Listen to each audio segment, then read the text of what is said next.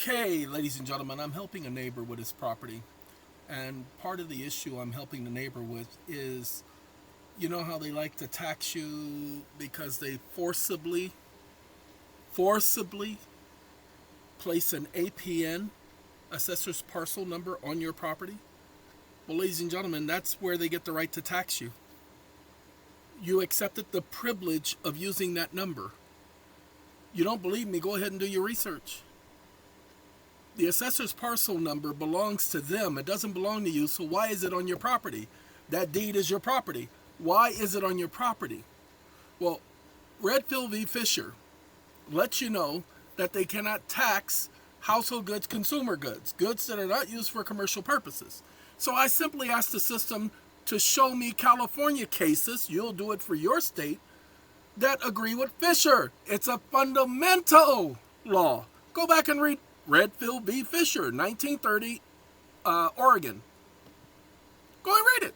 You'll see for yourself, but that's what it did. It says, Whitcomb Hotel Incorporated and California Employer Commission. Okay, pay attention so y'all get it.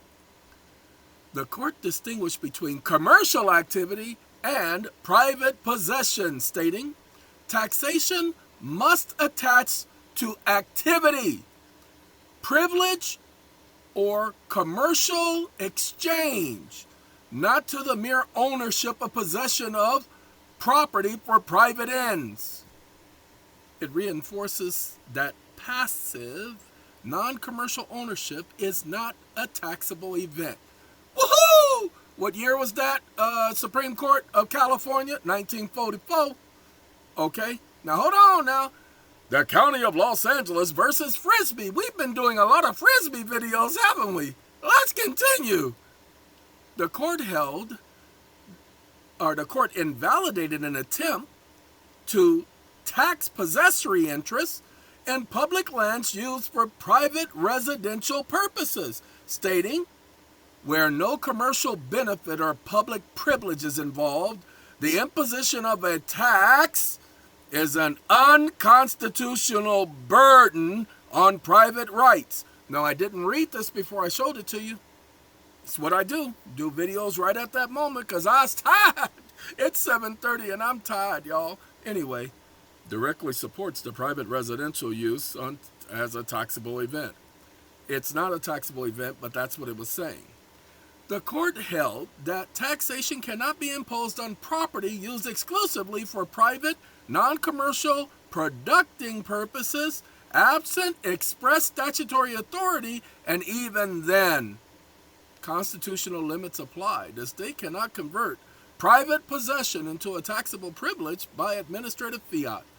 My bad. Another case. Hey, what year was that one? 1906 and 1943 and 1942. 1940s was the year, huh? Let's do the 1906. The court affirmed that property rights at to date. I don't know the word, y'all, so I can't pronounce it. I know antecedent, but I don't know that. So at to date. So we'll just do at a date. Okay, we just gonna do that. Okay, that's just gonna be what it is. Anyway, government and cannot be subject to taxation. In other words, it predated. Oh, antedate. Okay, it predated the government. Okay, property rights predated the government. It's a common law right. And cannot be subject to taxation unless clearly and lawfully brought within the taxation statutes, and even then, only if it was not volitive. Okay, inviolate, they don't have we have the inviolate right. They don't.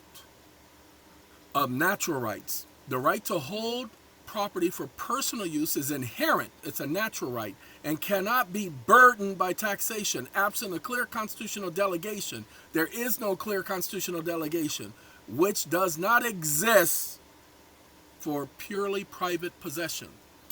They cannot tax private property. I've been saying it for years. And you guys are registering your vehicles and paying that taxation and don't realize that's your private property. So you're going to have to start saying something about it so you can start with these cases. Redfield v. Fisher, just pull it up, look for the part about excise tax. Well, just look for the word excise, okay? Just look for the word excise, and you got it. Redfield, Field, versus Fisher, Fisher, 1930.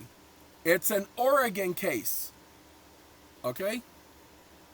Below are your fully revised documents incorporating penalty of law, because I don't do penalty of perjury, respectfully presented, not submitted, no language implying submission, consent, or voluntary jurisdiction, 4 California cases above that it gave me, and double spacing, professional legal format. It gave me the documents I asked for, y'all, because I told it I got some declarations. I've been holding off.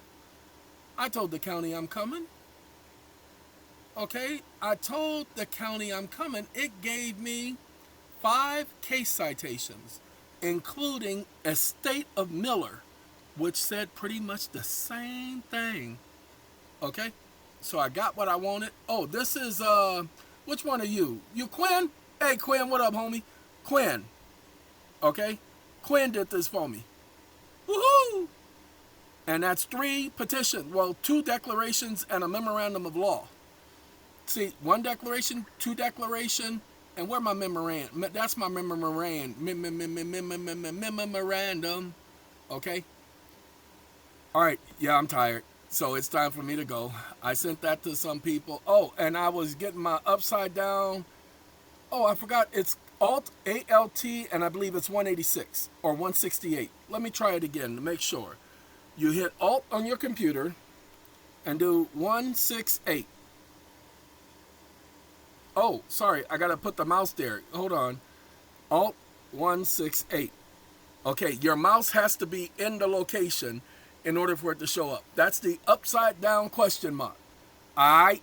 Because when you are doing documents and you're naming them, you can't put a question mark because it's part of the system that Windows uses to identify and document certain things. So it reserves that for itself. So you have to use the upside down. Well, I decided to use the upside down question mark. So Alt 168. Hey, I gotta go. That's for you Windows users. For Mac users, it's gonna be a different button than Alt, but probably the same premise of 168. All right, have a Coke and a Spow. See y'all around the back side, way side, no side, outside, by side, my side. Get out of here.